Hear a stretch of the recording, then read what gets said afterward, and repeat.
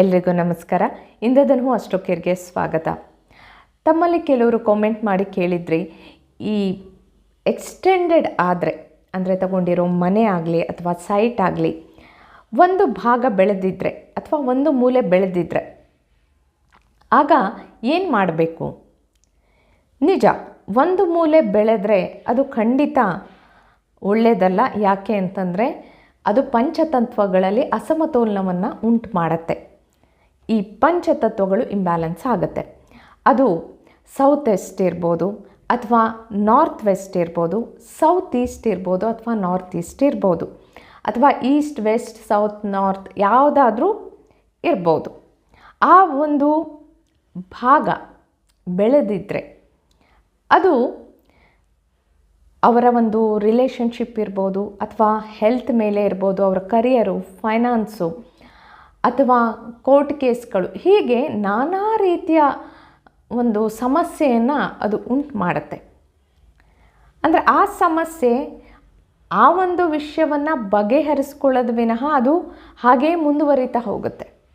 ಅದಕ್ಕೋಸ್ಕರ ಒಂದು ರೆಕ್ಟ್ಯಾಂಗ್ಯುಲರ್ ಅಥವಾ ಸ್ಕ್ವೇರ್ ಶೇಪ್ ಇರುವಂತಹ ಮನೆಯನ್ನು ಕಟ್ಟೋದು ಅಥವಾ ಆ ರೀತಿಯ ಒಂದು ಸೈಟ್ ತಗೊಳ್ಳೋದು ಉತ್ತಮ.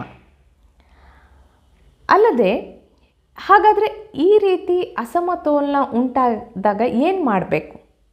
ಯಾವುದಾದ್ರೂ ಒಂದು ಮೂಲೆ ಅಥವಾ ಯಾವುದಾದ್ರೂ ಒಂದು ಭಾಗ, ಈಗ ಸೌತಲ್ಲೇ ಬೆಳೆದಿದೆ ಅಥವಾ ನಾರ್ತ್ ವೆಸ್ಟಲ್ಲೇ ಬೆಳೆದಿದೆ. ಕೆಲವರು ಹೇಳ್ತಾರೆ ನಾರ್ತ್ ಈಸ್ಟ್ ಬೆಳೆದ್ರೆ ಒಳ್ಳೆಯದು, ಈಶಾನ್ಯ ಮೂಲೆ ದೇವಮೂಲೆ ಬೆಳೆದ್ರೆ ತುಂಬ ಒಳ್ಳೆಯದು, ಒಳ್ಳೆ ರೀತಿ ಅಭಿವೃದ್ಧಿ ಆಗುತ್ತೆ. ಆದರೆ 2% ನಾರ್ತ್ ಈಸ್ಟ್ ಆದರೂ ಈಶಾನ್ಯ ಮೂಲೆಯೇ ಇರ್ಬೋದು, 2% ಹೆಚ್ಚು ಬೆಳೆದ್ರೆ ಮತ್ತೆ ಅದು ಈ ಒಂದು ಎಲಿಮೆಂಟ್ಸಲ್ಲಿ ಅಸಮತೋಲನ ಉಂಟಾಗತ್ತೆ.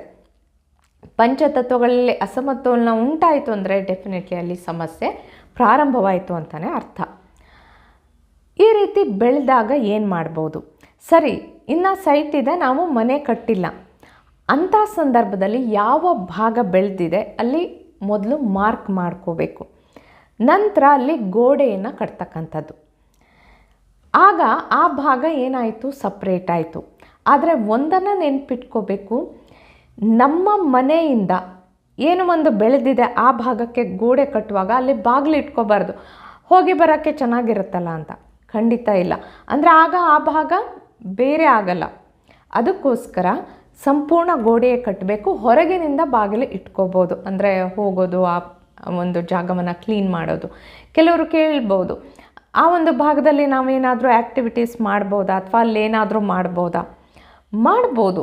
ಆದರೆ ಒಂದು ವಿಚಾರ ನೆನಪಿನಲ್ಲಿ ಇಟ್ಕೋಬೇಕು, ಅದು ಎಷ್ಟು ಬೆಳೆದಿದೆ, ಯಾವ ಭಾಗದಲ್ಲಿ ಬೆಳೆದಿದೆ, ಅಲ್ಲಿ ಯಾವ ಆ್ಯಕ್ಟಿವಿಟೀಸ್ ಮಾಡಿದ್ರೆ ಸೂಕ್ತ, ಅದು ಕೂಡ ತುಂಬ ಮಹತ್ವದ್ದಾಗಿರುತ್ತೆ. ಮತ್ತು ಹೊರಗಿನಿಂದ ಬಾಗಿಲೇ ಇರಬೇಕು, ಇದು ತುಂಬ ಇಂಪಾರ್ಟೆಂಟು. ಇದನ್ನು ಗಮನದಲ್ಲಿಟ್ಕೊಂಡು ಆ ಭಾಗದಲ್ಲಿ ಏನು ಮಾಡಿದರೆ ಸೂಕ್ತ ಅನ್ನುವಂಥದ್ದನ್ನು ಡಿಸೈಡ್ ಮಾಡಲಾಗತ್ತೆ, ಯಾವ ಭಾಗ ಬೆಳೆದಿದೆ ಅನ್ನೋದ್ರ ಮೇಲೆ.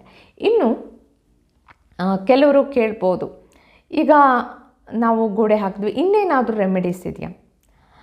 ಇನ್ನು ಒಂದು ರೆಮಿಡಿ ಏನು ಮಾಡ್ಬೋದು ಅಂದರೆ ಸಿಲ್ವರ್ ಅಥವಾ ಕಾಪರ್ ವಯರನ್ನು, ಈಗ ಟೈಲ್ಸ್ ಇರುತ್ತೆ, ಈಗ ಮನೆ ಕಟ್ಬಿಟ್ಟಿದ್ದೀವಿ, ಮನೆ ಕಟ್ಟೋಕ್ಕಿಂತ ಮುಂಚೆ ಸರಿ ಗೋಡೆ ಹಾಕ್ಬೋದು, ಅಥವಾ ಕೆಲವೊಂದು ಸಾರಿ ಏನಾಗ್ಬಿಡುತ್ತೆ, ಗೋಡೆ ಹಾಕೋ ಪರಿಸ್ಥಿತಿನೇ ಇರಲ್ಲ, ಬೇರೆ ಮಾಡೋಕ್ಕಾಗಲ್ಲ ಅದನ್ನು. ಅಂಥ ಸಂದರ್ಭದಲ್ಲಿ ಕಾಪರ್ ಅಥವಾ ಸಿಲ್ವರ್ ವಯರನ್ನ, ಏನು ಟೈಲ್ಸ್ ಇದೆ, ಟೈಲ್ಸ್ ನಡುವೆ ನಾವು 2 ಟೈಲ್ಸನ್ನು ಜಾಯಿಂಟ್ ಮಾಡಿರ್ತೀವಿ, ಅದರ ನಡುವೆ ಗೆರೆ ಇರುತ್ತೆ, ಅದರಲ್ಲಿ ಈ ರೀತಿ ವರ್ಟಿಕಲ್ ಆಗಿ ಕೂಡಿಸ್ಬೇಕು. ಎಷ್ಟು ಭಾಗ ಬೆಳೆದಿದೆ ಅಷ್ಟು ಭಾಗದವರೆಗೂ ಅದನ್ನು ಕೂಡಿಸ್ಬೇಕು. ಈ ರೀತಿ ಅದನ್ನು ಸಪ್ರೇಟ್ ಮಾಡ್ಬೋದು. ಅಲ್ಲಿಯ ಎನರ್ಜಿ ಈ ಕಡೆ ಬರದಂತೆ ತಡೆಗಟ್ಬೋದು. ಇದಕ್ಕಿಂತಲೂ ಇನ್ನೂ ಎಫೆಕ್ಟಿವ್ ರೆಮಿಡಿ ಅಂತಂದರೆ ಪಿರಮಿಡನ್ನು ಅಳವಡಿಸ್ತಕ್ಕಂಥದ್ದು. ಆದರೆ ಎಷ್ಟು ಪಿರಮಿಡ್ ಬೇಕು ಮತ್ತು ಎಷ್ಟು ಉದ್ದ ಅದು ಬೆಳೆದಿದೆ, ಎಷ್ಟು ಇಂಬ್ಯಾಲೆನ್ಸ್ ಇದೆ ಅನ್ನೋದ್ರ ಮೇಲೆ ಅದು ನಿರ್ಧರಿತ ಆಗಿರುತ್ತೆ. ಅದನ್ನು 1 ಫೀಟ್ ನಾವು ಶಿಫ್ಟ್ ಮಾಡ್ಬೋದಾ ಅಥವಾ 3 ಫೀಟ್ ಡಿಸ್ಟೆನ್ಸಲ್ಲಿ ಇರ್ಬೋದಾ ಅದನ್ನು ನೋಡಿ ಡಿಸೈಡ್ ಮಾಡಬೇಕಾಗತ್ತೆ. ಆದರೆ ಈ ರೀತಿ ಪಿರಮಿಡ್ಗಳನ್ನ ಅಳವಡಿಸ ಕೊಳ್ಳೋದ್ರ ಮುಖಾಂತರ ಅದರ ಒಂದು ದೋಷವನ್ನು ಇಲ್ಲಿ ಸಂಪೂರ್ಣವಾಗಿ ನಾವು ತಡೆಗಟ್ಬೋದು.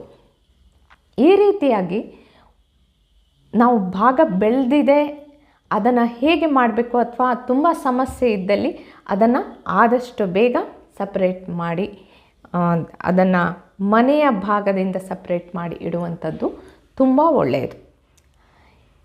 ಇನ್ನು ಮುಂದಿನ ಸಂಚಿಕೆಗಳಲ್ಲಿ ನಾವು ಮತ್ತಷ್ಟು ವಿಷಯಗಳೊಂದಿಗೆ ಭೇಟಿಯಾಗೋಣ. ಅಲ್ಲಿಯವರೆಗೆ ಶುಭಮಸ್ತು. ಧನ್ಯವಾದಗಳು.